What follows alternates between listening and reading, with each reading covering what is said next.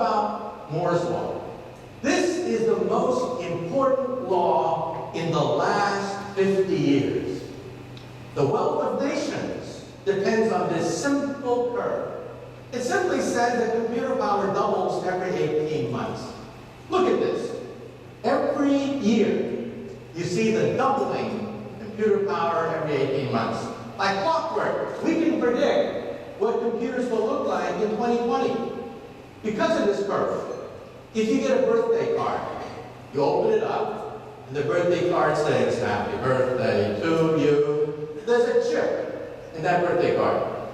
That chip has more computer power than all the Allied forces of 1945. Your cell phone today has more computer power than all of NASA in 1969 when they put 2 men on the moon. And look at that curve. That curve goes right out to 2020. I can calculate with mathematical precision your life in 2020.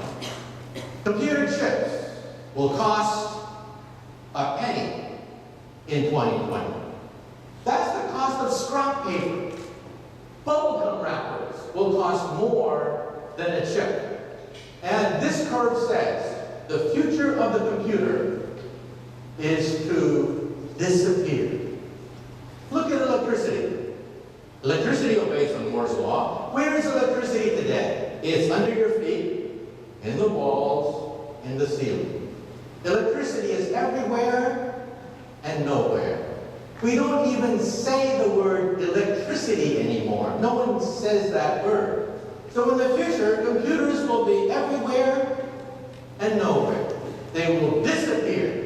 Chips will be placed pretty much everywhere.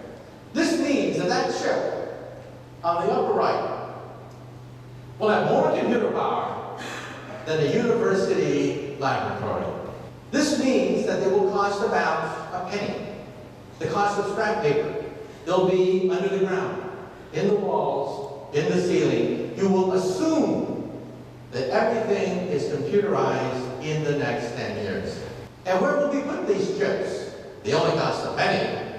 We'll put them in your glasses. These glasses recognize people's faces. How many times have you been at a conference like this, and you bump into somebody, and you say, "Who is this person?" John Jay, I know this person. Who is this person? In the future, your glasses will say, "It's Jim, stupid." You see him every year. How many times do I have to remind you? And let's say you're at a cocktail party. You're looking for a job. You're looking for a client.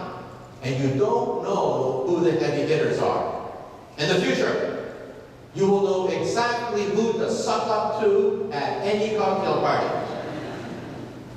These glasses will shoot the internet directly into the retina of your eye, and they'll be everywhere. You'll have the internet everywhere you go. You will put them in your contact lens. In the future, you will blink, and you will go online. And who will buy these things? The first people to buy these things will be college students studying for final examinations. They will blink, and they will go online, and they will see all the answers in their contact lens. Very nice, very convenient. Who else will buy these things? Tourists. Tourists, when they go to Rome, and they want to see the Roman Empire, there's nothing left. There's nothing left of the Roman Empire. Ruins. In the future, you will go visit Rome, and you will see the entire Roman Empire resurrected in your contact lens as you walk through the ruins. Who else will buy these things? Artists. Architects. They will wave their hands, create beautiful works of art in their hands, and then print it. Print it on a 3D printer, which we physicists have already made. Architects will design beautiful buildings and rearrange towers instantly. And what is this called? This is called augmented reality. Now, virtual reality is for children. Children might put on glasses and see a cartoon. That's virtual reality. This is for adults. Adults will see objects and have subtitles, descriptions, animations, describing things as you look at them. When you talk to somebody, in the future, you will see subtitles underneath their image. So when you meet somebody on the street, your glasses will put a biography. Print a biography next to the image. And then if he speaks to you in Chinese, we'll translate Chinese right underneath the image. And when are we going to have this? Internet glasses in a few more years. Internet contact lens further down, maybe 10 to 15 years. Instantaneous translation, 5 years. Google is already spending millions of dollars, in fact they already have it. A translation from Chinese to English and back as you speak to that person. That already exists. All of it will be available in 10, 15 years. In the future, even paper will be intelligent. This paper here, every dot is a transistor. It's called OLED technology, organic light emitting diode. Basically, plastic transistors. In the future, you will simply scroll out paper. Paper that is intelligent. Why? It only costs a penny. Remember, in the future, chips will cost a penny. This is the office of the future. This is how you will work in the future. You will just have scrap paper, scrap computers. Scrap computers lying around everywhere. You'll pick one up, scribble on it, and then throw it away. Why? They only cost a penny. The scribble is important. When you go from room to room, the scribble follows you in the cloud. All your scribblings follow you in the cloud. When you go from office to home, home to car, car to office, all your doodles and scribbles follow you in the cloud. Why? The computer has disappeared. Where did it go? Into the cloud. This is your car of the future. The car of the future will drive itself. It works by GPS. The car is located by GPS, and the car takes over.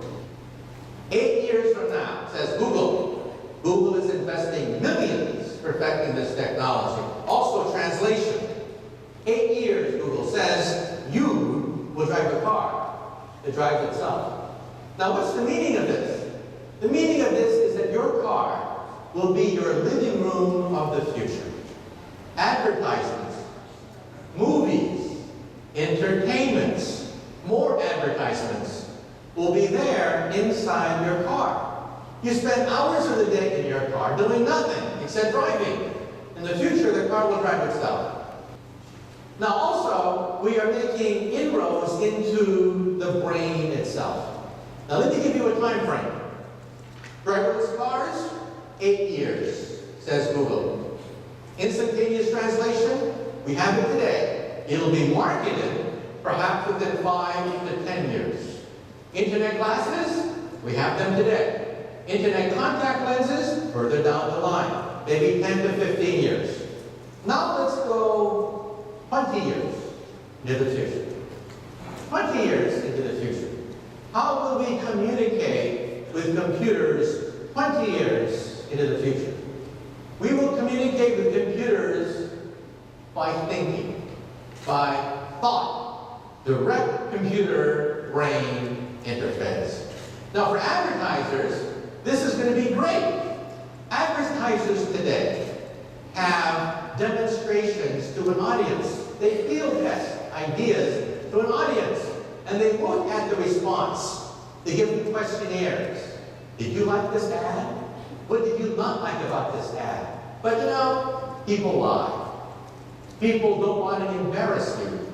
They don't want to criticize you. You can have an awful ad, and people will say, oh yes, yes, that was a very nice ad. And afterwards, in private, they'll say, what a bunch of crap that ad was. They're not going to tell you the truth. In the future, we will look right into the brain. And this is your living room. Your living room will be what is called the cave. On the right is a box. The box is about 20 feet by 20 feet. I took a film crew and actually filmed it for the Science Channel. They put me inside this box. It's called the cave. On 4 projectors were dinosaurs. Dinosaurs in all 4 directions. I was sitting on a dinosaur. And there was a helmet. The computer logged onto my helmet, and as I moved my head, the dinosaurs moved. Just the way as if I was sitting on a T-Rex.